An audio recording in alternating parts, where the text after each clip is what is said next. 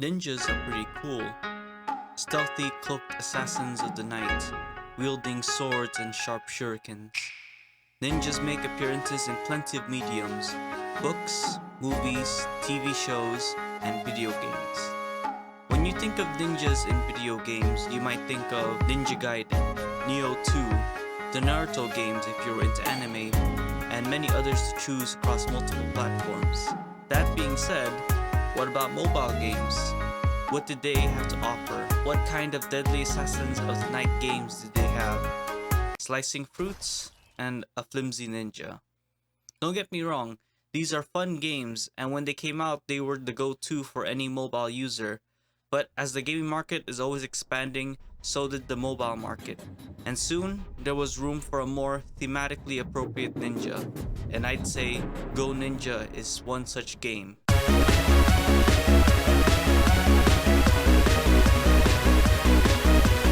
Made by Hiptic games, Go Ninja is an amazing yet underrated game with a cute chibi art style. It's just you against a horde of 50,000 demon samurais, fighting wave after wave of them, leaving a trail of destruction in your path. Sounds like fun, doesn't it? Unfortunately, it's no longer available. In fact, just like a real ninja, the game vanished just as it came. If you tried searching for the game now, you wouldn't find anything without careful wording.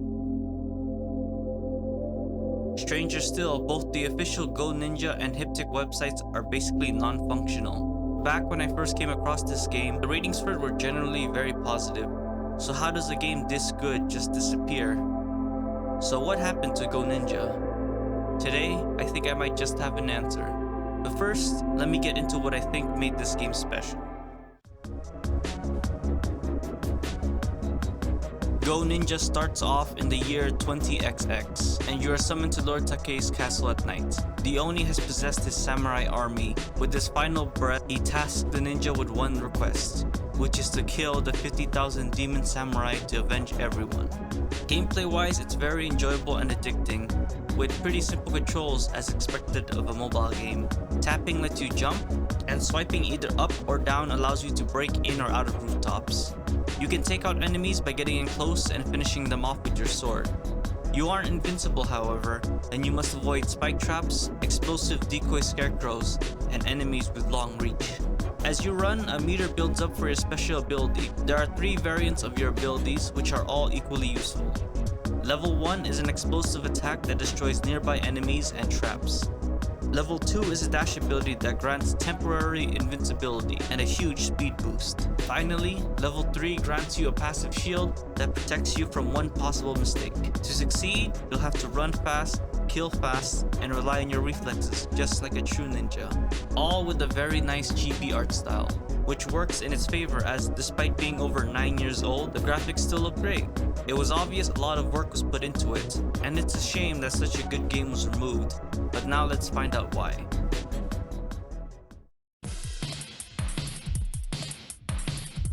So we know that both websites are a bust, and searching Go Ninja has next to nothing. So instead, I tried to look for the developers themselves, and as expected, almost nothing popped up. Almost nothing.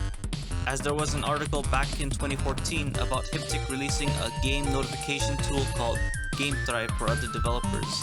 Plugging it into Google only brings up some company called OneSignal, which I thought was quite weird. Next, I tried to find anything else pertaining to Go Ninja, like social media. So after another specifically worded search, I found the game's Facebook page. But as expected, it's been inactive since 2014, with their last post advertising Hiptic's other game, Diver Dogs. I also found Hiptic's old Twitter, which uses Go Ninja as its image, which basically proves that Go Ninja was probably their most iconic and successful one out of their 5 games. There wasn't anything else that would allude to Go Ninja or Hiptic's abrupt disappearance. At this rate, I started to think of the possibility of this being a case of games didn't sell well enough and the small game company ended up silently shutting down, and I was overthinking a simple problem. But I wasn't about to give up just yet. It couldn't have been that simple. There had to have been a reason. Almost everything they produced has been erased, and I don't think it was intentional. That's when I had an idea. While both websites still don't work, what about when it still did? So that's when I tried plugging in the website in the Wayback Machine to see if it worked. Now we can finally see if we could piece together what happened. And I forgot this was 2014 when websites look like this. Apparently the website has stopped functioning properly by 2016, as all snapshots in 2017 and up lead to an error. With the Wayback Machine still open, I opened Hiptic's website from back then and found some interesting stuff. Apparently the company had quite some accomplishments, with their apps being featured in iTunes.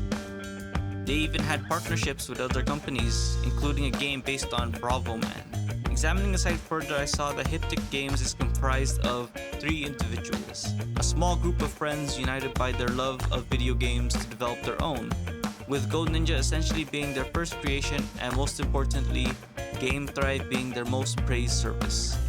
Upon clicking the link to GameThrive, something surprising happened. I was redirected to One Signal. At first I was confused, but that's when it finally made sense. So, in the end, it seems that Go Ninja and Hiptic's disappearance wasn't due to failing, but rather the success of the company causing it to change direction from games to putting their effort into their successful service. GameThrive was probably changed to One Signal so that it could reach more consumers and not only game developers. Further proving it's the same name is that all 3 members of Hiptic are also listed as the founders of One Signal, and both companies are based in the Bay Area. It's safe to say that Go Ninja and Hiptic Games just silently shut down, and their websites deteriorated after years of no support. Go Ninja was far from a perfect game. It only had 1 level, and the gameplay was mostly repetitive, but it sure was fun, and there could have been more added to make it better. Different levels to run in, more power-ups to change up gameplay, multiplayer features, and possibly more emphasis on the story mode instead of just being another endless runner with one objective. In a way, Go Ninja's disappearance was poetic. When it was released, it made a good enough impact for people who saw it to remember it. And it went out silently, just like a real ninja.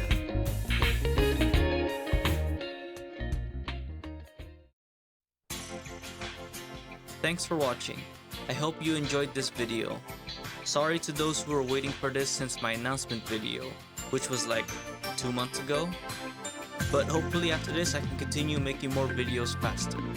Also thank you for 200 subscribers and for the recent support on the channel, mainly on the Punch Hero video. I didn't expect it to get that far or still be getting a few comments a week. But stuff like that motivates me to continue making content for you guys to enjoy and to possibly make YouTube an actual job. So thanks again.